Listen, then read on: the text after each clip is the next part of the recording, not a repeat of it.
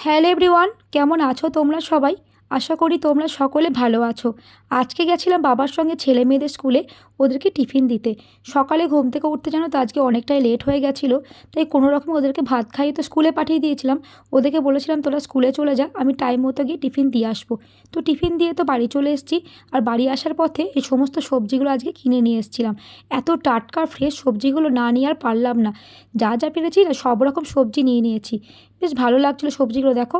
আর আমি সবজিগুলো সুন্দর করে ধুয়ে ঝুড়ির মধ্যে সাজিয়ে রেখে দিয়েছি। চলো এবার তোমাদেরকে কিছু কথা শেয়ার করি। আসলে এই ভিডিওটা জানো তো অনেক পুরনো ভিডিও।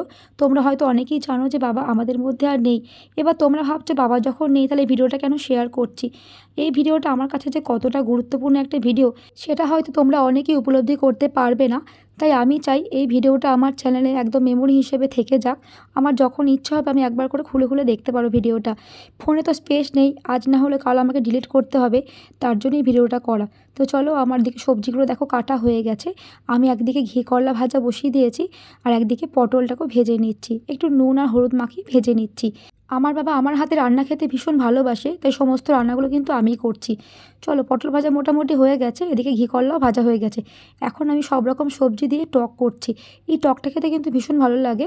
আর এদিকে দেখো পটলটা আমার মোটামুটি রেডি হয়ে গেছে। এটা না পোস্ত বাটা দিয়ে করেছি, বেশ ভালো লাগে খেতে, কিন্তু তোমরা ইচ্ছা করলে একবার ট্রাই করে দেখো।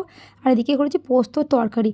তো এই পোস্তর তরকারি কিন্তু আমি করিনি, এটা মা করেছে, কারণ আমার অনেকটা লেট হয়ে গেছিলো, তাই মাকে বললাম তুমি করে দাও পোস্তটা। তো খাওয়া দাওয়ার পরে সন্ধ্যেবেলা এখন আমরা ঘুরতে বেরিয়েছি, দিদি আমি আর আমার ছেলে। তো কোথায় যাচ্ছি চলো তোমাদের সঙ্গে একটু পরে শেয়ার করছি, আগে তো যাই। ছেলে এখানে গল্প করতে করতে যাচ্ছে।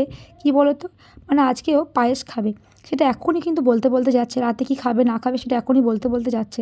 তো ছেলেকে বলছি আগে যেখানে যাচ্ছি সেখানে চল, ওখান থেকে আসার পথে তোকে পায়েস বানিয়ে দেবো। তো ফাইনালি আমি তো চলে এসেছি। তো কোথায় এসেছি তোমরা আশা করি বুঝতে পারছো। আজকে এসেছি আমরা একটা স্মার্ট টিভি দেখতে। তো দিদি বললো চল স্মার্ট টিভি একটা দেখি। তো ছেলে দেখো কী অবস্থা, দেখো এখানে চারিদিকে ছুটে ছুটে বেড়াচ্ছে। এখন হাঁটছে না, এরপরে দেখো ছুটতে ছুটতে চলে আসবে। তো স্মার্ট টিভি তো একটা নেওয়া হয়ে গেছে, সেই সঙ্গে দেখো একটা মিক্সার গ্রাইন্ডারও দেখে নিচ্ছি। মায়ের জন্য লাগবে একটা মিক্সার গ্রাইন্ডার। তো কোন মিক্সার গ্রাইন্ডারটা নিয়েছি সেটা তোমাদের বাড়ি গিয়ে তোমাদের সঙ্গে শেয়ার করব, এখন আর এখানে করছি না। তো চলো আমাদের টিভিতে নেওয়া হয়ে গেছে। এখন আমরা চলে এসেছি মশারি কিনতে। মশারি বাড়িতে ছিঁড়ে গেছে, তো একটা মশারি লাগবে।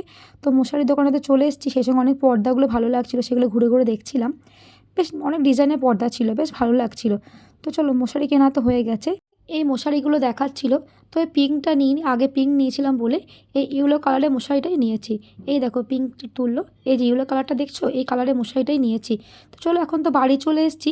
ওই যে ছেলে বলেছিল যেতে যেতে পায়েস খাবে, তাই আজকে সিমইয়ের পায়েস করেছি। আর কি সুন্দর দেখতে লাগছে তাই না? আমি পায়েস করতে ভীষণ ভালোবাসি। চলো পায়েস তো মোটামুটি হয়ে গেছে, এদিকে এখন আমি আলুর দম বসিয়ে দিয়েছি। আমার বাবা আলুর দম খেতে ভীষণ ভালোবাসে, বাবার জন্য তো একটুখানি করতেই হবে। তো আলুর দমটা আমি এখন কষে নিচ্ছি। আমি একটু কষে কষে করছি, বেশ ভালো লাগে খেতে। যত কষবে ততই খেতে ভালো লাগে। চলো আজকে কিন্তু সব রান্না আমিই করবো, রাতেও আলুর দম করব, পায়েস করেছি। আর রুটিটা মাকে বলেছি তুমি আটাটা মেখে দেবে, আমাকে একটু বেলে দেবে, আমি সেঁকে নেবো। আলুর দমে আলু তো অনেকটাই কষা হয়ে গেছে, এবার জল ঢেলে দেবো। কারণ ছেলে বারে বারে রান্নাঘরে আসছে আর বলছে মা পায়েস হয়েছে। আমার ছেলে যেহেতু পায়েস খেতে ভীষণ ভালোবাসে, বাধ্য হয়ে এখন আলুর দমে জল ঢেলে দিয়েছি। চলো একটু ফুটলি নামিয়ে দেবো। ততক্ষণে মাকে বললাম তুমি আমাকে রুটিগুলো বেলে দাও। মা এদিকে রুটিগুলো বেলে বেলে দিচ্ছে, আমি রুটিগুলো সেঁকে নিচ্ছি। কারণ মেয়ে পড়াশোনা করছে, তাই মেয়ে আমাকে ভিডিওটা করে দিতে পারলো না, নিজে নিজেই করছে। আমি এক হাতে ভিডিও করছি, এক হাতে আমি রুটি সেঁকছি। চলো আলুর দম তো করা মোটামুটি হয়ে গেছে, এদিকে দেখো রাখা আছে। আর হাজব্যান্ড আবার না মিষ্টি পাঠিয়ে দিয়েছে। আমার মেয়ে এই গোলাপ জামুনগুলো খেতে ভীষণ ভালোবাসে, তাই হাজব্যান্ড পাঠিয়ে দিয়েছে, এটা বেশি করি সবার জন্যই।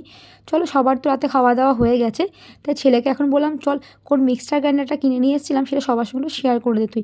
ও বলছে আমি করবো না, হ্যাঁ তাতে কী হয়েছে, তুই করে দে আজকে, অন্যদিন তো আমি করি, আজকে তুই করে দে। ছেলে তো ভীষণ খুশি হয়ে গেছে তোমাদের সঙ্গে শেয়ার করে বলে। এই দেখো এই মিক্সচার গ্রাইন্ডারটা নেওয়া হয়েছে হোয়াইট অ্যান্ড পার্পল কম্বিনেশনে।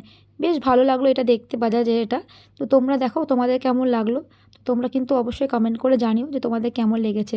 চলো এরপর বাকি তোমাদেরকে দেখাবো, ছেলেই দেখাবে, আমি দেখাচ্ছি না, ছেলেই দেখাবে। ও কেটে নিচ্ছে দেখো কাঁচি করে আগে।